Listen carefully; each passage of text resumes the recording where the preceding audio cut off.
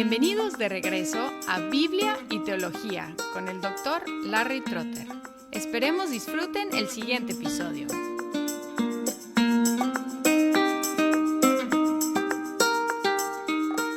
En una sección fascinante de Gálatas 4, los versículos 21 al 31, Pablo utiliza un movimiento de judo, porque él utiliza la fuerza de sus oponentes contra ellos. Es una técnica que se utiliza en algunos deportes y también en muchos debates, tratando de aprovechar la fuerza del oponente o del adversario en contra de él.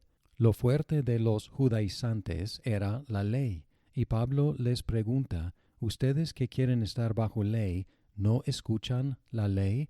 Vamos a escuchar esta sección que dice, Decidme, los que deseáis estar bajo la ley, ¿no oís a la ley?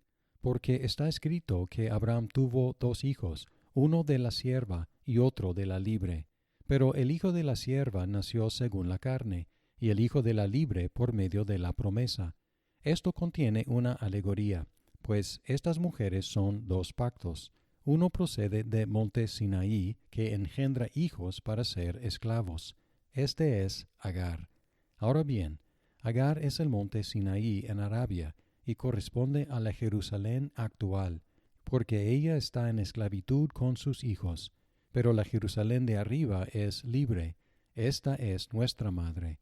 Porque escrito está, regocíjate, oh estéril, la que no concibes. Prorrumpe y clama, tú que no tienes dolores de parto, porque más son los hijos de la desolada que de la que tiene marido. Y vosotros, hermanos, como Isaac, sois hijos de la promesa. Pero así como entonces el que nació según la carne persiguió al que nació según el Espíritu, así también sucede ahora. Pero ¿qué dice la Escritura? Echa fuera a la sierva y a su hijo, pues el hijo de la sierva no será heredero con el hijo de la libre. Así que, hermanos, no somos hijos de la sierva, sino de la libre.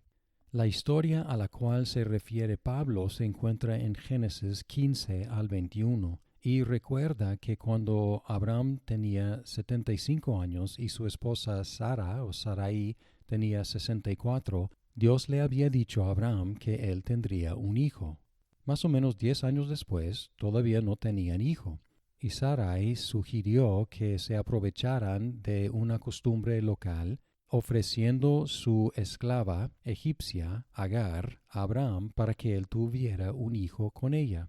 Pero cuando Agar, esta esclava egipcia, se embarazó, ella empezó a despreciar a Sarai, quien la maltrató, y echó la culpa a Abraham.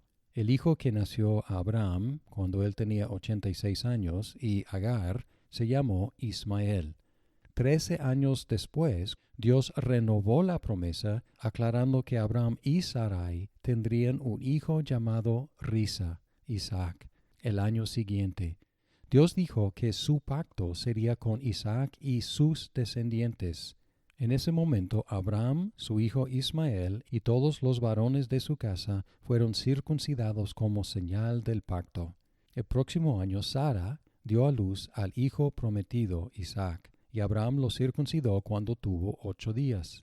Más o menos 2 o 3 años después tuvieron una fiesta para Isaac, y Sara observó que Ismael estaba riéndose. Enojada, ella insistió que Abraham echara fuera a Agar y a Ismael para que no compartiera él en la herencia con Isaac. Aunque Abraham estuvo triste, Dios afirmó la decisión de Sara, afirmando que Isaac fue el escogido y que Dios también haría una gran nación de Ismael.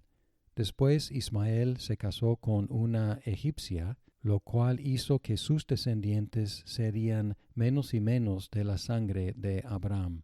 Los judíos podrían interpretar fácilmente esta historia basándose en el principio de la descendencia biológica. Ellos harían un argumento como el siguiente. 1. Sara fue la libre. 2. Isaac fue hijo de la promesa. 3. Los israelitas descendieron de Isaac por medio de su hijo Jacob. Por lo tanto, los judíos son los verdaderos hijos de Abraham y de Sara.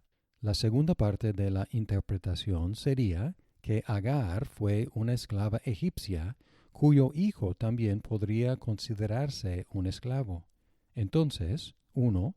Ismael no fue el hijo de la promesa, sino excluido de la herencia. 2. Sus descendientes no eran parte del pueblo de Israel, sino esencialmente gentiles. Por lo tanto, los gentiles no son los verdaderos hijos de Abraham, mucho menos de Sara. Ahora, en el contexto de Galacia, posiblemente los falsos maestros agregarían un punto adicional. Quizás decían, los que no son verdaderos hijos de Abraham y Sara, es decir, los gentiles, pueden hacérselo por medio de la circuncisión. Así que ellos podrían aprovechar esta historia también para decir a los gentiles que ellos tenían que circuncidarse. Lo que tenemos en Pablo es una reinterpretación de esta historia a la luz del Evangelio. Empezó su movimiento judo jugando con la palabra ley. Primero se refiere al mandamiento. Los que quieren estar bajo la ley del mandamiento no escuchan la ley, refiriéndose a los libros de Moisés. Y es interesante que toda esta historia viene de Génesis, y él está refiriéndose a Génesis como parte de la ley, el Pentateuco, el Torá. Y él recontó la historia de los dos hijos de Abraham, admitiendo que uno fue nacido a la esclava y el otro a la libre, versículo 22. Sin embargo, él enfatizó que Ismael fue nacido según la carne, es decir, según la biología normal. Y aquí tenemos el lanzamiento judo de Pablo. Si quieres enfocarte en el descenso biológico, observa que Ismael fue el hijo cuya existencia dependía de simple biología. Si quieren enfatizar biología, ¿quién es el hijo netamente biológico? Es Ismael. En contraste, Isaac nació no simplemente por medio de la biología, sino según la promesa, es decir, milagrosamente, según la promesa y el poder de Dios. La conclusión sería que los que creen en la promesa de Dios son los verdaderos hijos, y los que dependen solamente de la conexión biológica no lo son. Luego Pablo aplicó esta interpretación a dos pactos, el pacto de la promesa a Abraham y el pacto de la ley dado en el monte Sinaí. La gran sorpresa es que él asoció a Agar con el pacto de la ley dado en el monte Sinaí, los versículos 24 y 25. ¿Y cuál es la conexión? La conexión es que Agar fue una esclava y una función de la ley, como hemos visto en Gálatas 3, es que esclaviza a la gente. Y luego el siguiente paso en este argumento, que es muy sorprendente, es decir que este pueblo esclavizado es el pueblo de Jerusalén, es decir, los judíos que no creían en Jesús. El versículo 25, ahora bien, Agar es el monte Sinaí en Arabia y corresponde a la Jerusalén actual, porque ella está en esclavitud con sus hijos. En contraste, Sara corresponde a la Jerusalén de arriba, la cual es libre, 26, pero la Jerusalén de arriba es libre, esta es nuestra madre. La conclusión sorprendente es que todos los judíos y gentiles que creen en Cristo son hijos de la Jerusalén de arriba, de Sara y de la promesa. Luego la cita de Isaías 54:1 señala la multiplicación de los hijos espirituales de Sara a la luz de la conversión de muchos gentiles. Ahora, aunque este argumento, esta interpretación de Pablo puede ser complicada, simplemente amplifica lo que Pablo ya ha dicho en capítulo 3, versículo 7 y 3:29, que los que tienen fe en Cristo son los verdaderos hijos de Abraham. Y ahora este argumento avanza la idea, son verdaderos hijos no solo de Abraham, sino también de Sara. Es decir, que lo importante no es la conexión biológica. Uno puede ser un verdadero hijo de Abraham y de Sara sin tener ni una gota de su sangre. Una de mis hijas ilustra esta idea porque ella nació en México. Y como México otorga ciudadanía a todos los que nacen ahí, mi hija nació mexicana. Nació en México, tiene pasaporte mexicano, creció en México y habla español, y todo eso sin una gota de sangre mexicana.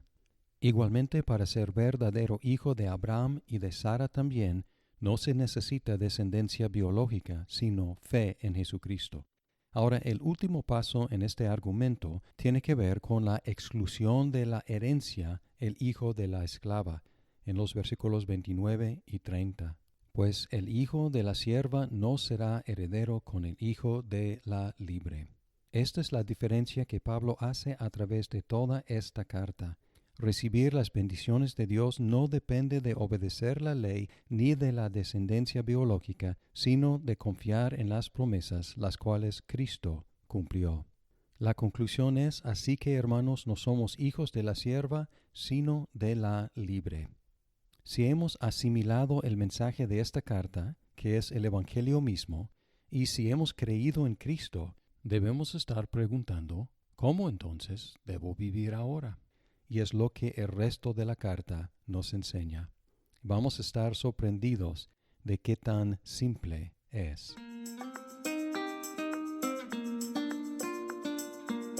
Muchas gracias por escuchar este episodio. Si estás disfrutando Biblia y teología, por favor compártelo con tus amigos. Hasta pronto.